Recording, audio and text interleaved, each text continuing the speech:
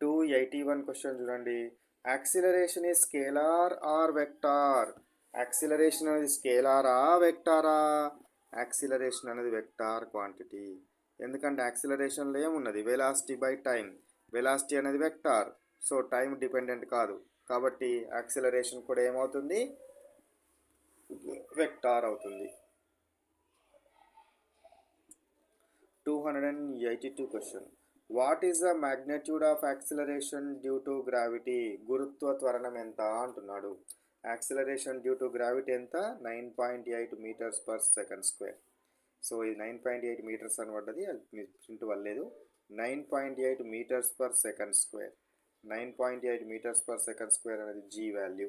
G value మనం problem చేసినప్పుడు అప్రాక్సిమేట్గా 10 తీసుకొని ప్రాబ్లం చేస్తాం, కానీ exact value 9.8 metres per second square.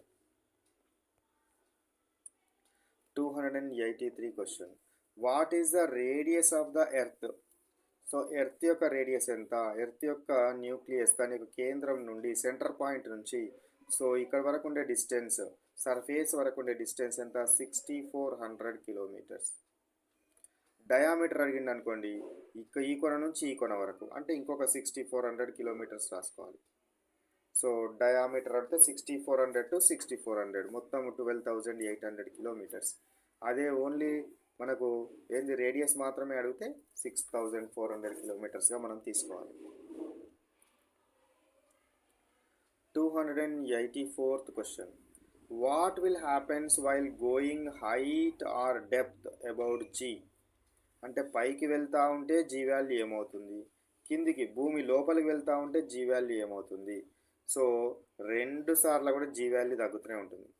పైకి పోయినా ఏమవుతుంది? పైకి పోయినా జీ వాల్యూ తగ్గుతుంది, భూమి లోపలికి పోయినా జీ వాల్యూ తగ్గుతుందని గుర్తుంచుకోండి.